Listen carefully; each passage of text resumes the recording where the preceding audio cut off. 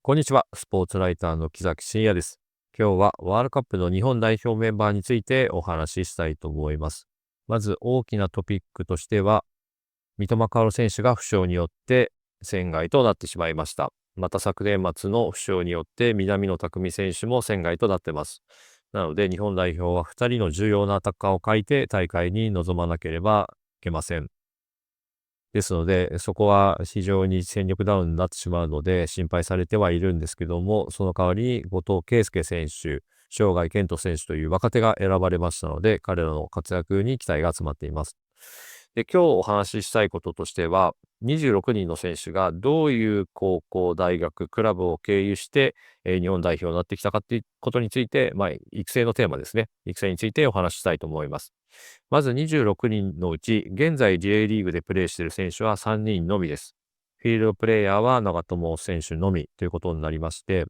26人中3人ですから、やはりヨーロッパでプレーしていないとなかなか日本代表に選ばれないという傾向が生まれています。特に森保監督は5大リーグでプレーしてほしいというふうに言ってまして、ヨーロッパの5大リーグでプレーしている選手を優先的に選ぶということを掲げていましたから、それを受けて多くの選手が5大リーグにステップアップしていきました。そして今日はそのプロになる前のところに、注目したいんですけども、4つテーマを設けて、見ていきたいと思います。まず、大学出身選手がどれぐらいいるかってことなんですけども、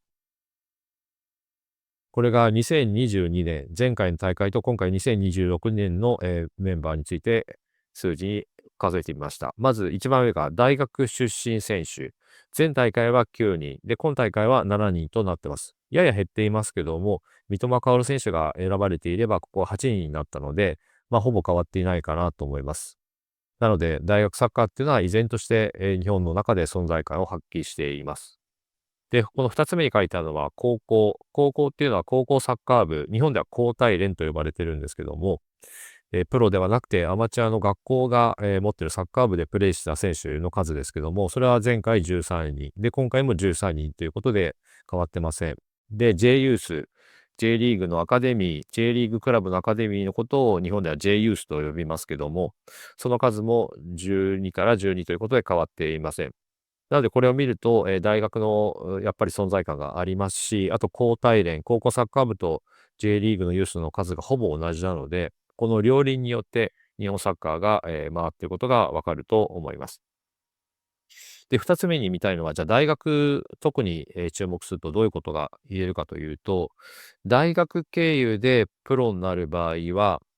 J1 のトップクラブに入った選手が多く日本代表に入っています。例えばここで書いたのは上田綺世選手。今シーズンオランダリーグで得点王になった選手ですけども、法政大学から鹿島アントラーズに入りました。で、これは、いくつか例外がありまして、伊東純也選手は大学を出た後、甲府に入ったので、ここには当てはまらないんですけども、今回の大卒選手7人のうち6人がこういうふうに大学を出た後、J1 の優勝を争うようなチームに入っています。大学を出る年齢というのは22歳ですから、その年齢になるとプロではやはり即戦力が求められる。で、その即戦力が求められる中でも特に J1 の、トップクラブで即戦力になれる選手が日本代表になっていくのかなということで、今後大卒選手の中から日本代表、誰が出てくるかなっていう注目するときには、この大卒から J1 トップクラブに行って出てる選手が日本代表に入っていくような資格を持っている、ポテンシャルを持っていると言っていいと思います。で、次に、見てみたいのは、高校についてなんですけども、逆にその大学に行かずに高校を卒業して、高校サッカー部から直接プロに行く選手もいますけども、今回のメンバーで言うと6人いました。で、鈴木淳之介選手、鎌田大地選手、小川幸輝選手、前田大然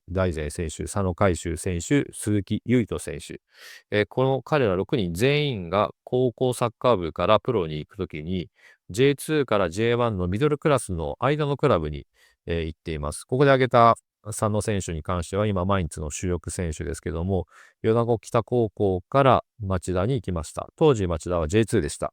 なので、やはり高校から J1 のトップクラブに行くとなかなか出れない、出るのは簡単ではない。昔、柴崎岳選手が青森山田から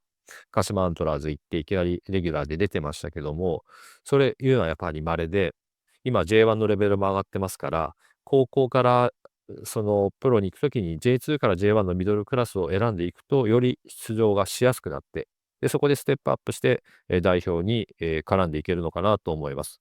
鈴木淳之介選手は、高校出た後、湘南ベルマーレに行き、鎌田大地選手は高校から都市に行き、というような感じで、そこで出場機会を得られて、伸びていきますから、こういう傾向があります。で、もう一つ面白い傾向を見てみたいんですけども、今回26人のうちの8人が J2 でプレーした経験がありました。ここで挙げたように、冨安選手だったり、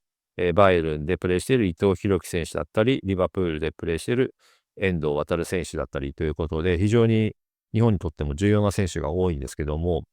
いつ J2 でプレーしたかっていうのはまちまちなんですが、例えば冨安選手はアビスパ福岡のアカデミーから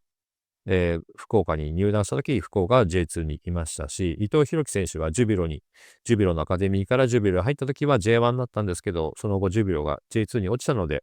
J2 でプレーしてたりとか、なので非常に J2 っていうのはレベルも上がってますし、さらに若手が出るには非常にいい場所なんで、そこでプレーして経験した選手が、育ってるのかなと。日本のサッカーの裾野が、大きくなってる、広がってるってこともわかりますし、で、実際ヨーロッパのスカウトにあっても J2 をやはり見ていると、J2 に面白いポテンシャルのある若手がいっぱいいますから、そうやってもう、J2 がヨーロッパからも注目されるぐらいのレベルになってきているということで、それが、そのまま日本代表に繋がっていると思います。なので今回の話をまとめると、大学だったり、高校サッカーだったり、プロの舞台で言うと J2 だったり、そして日本サッカーの裾野が広がっていることによって、日本代表が強くなっているということがわかると思います。